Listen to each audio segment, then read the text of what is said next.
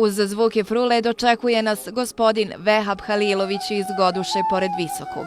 Upravo ovu frulu, kao i brojne druge, godinama izrađuje ovaj visočki čibučar. Čibučarstvo je zanat po kojem je poznat ovaj kraj, a Vehab ga je izučio zahvaljujući svom ocu.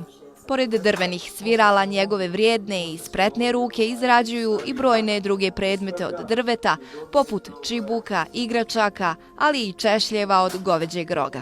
I to nije sve. Uvijek ima neobičnih zahtjeva. Recimo, Amerikanci traže one svoje neke znakove, grbove, ovo ono. Međutim, meni je najneobičniji zahtjev, meni lično bio da napravim kormilo za prekookeanski brod. Ja nisam nikad imao kormilo u rukama, samo sam ga gledao na slici.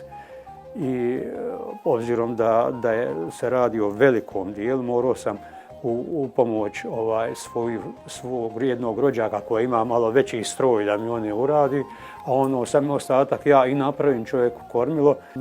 On je zapanjeno mene gledao kako je moguće tako, ne samo što je on funkcionalan, nego što je i lijep onako.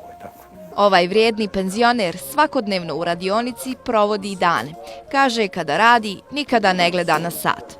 Ponekad zbog posla u svom malom carstvu, okružen drvenim rukotvorinama, provodi i po 30-40 sati. Zanimalo nas je da li mu supruga zamjera što je ponekad malo zapostavi. Tu je i ona, ako me je željna, može i ona izaći uz ovih nekoliko stepenica.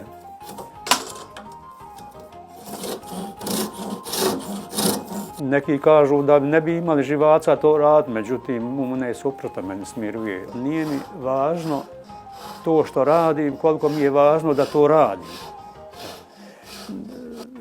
Jednostavno, ja ne znam, ne mogu shvatiti, teško mi je shvatiti ljude koji ujutro kad ustanu u 5, 6, 7 sati i da oni ne znaju šta će sa sobom.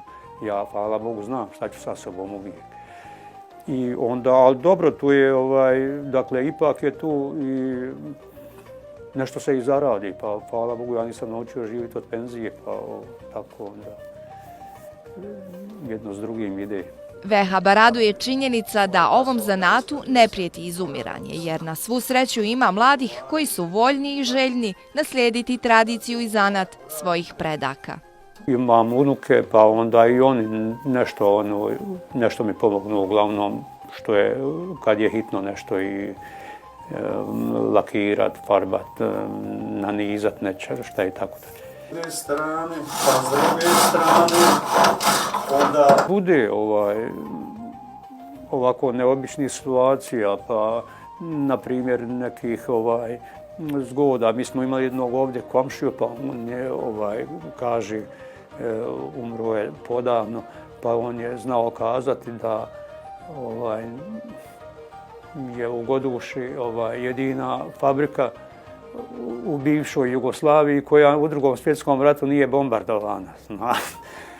Onda, ili za nas obično, onda za nas kažu da smo mi jedini na Balkanu koji radimo pravo.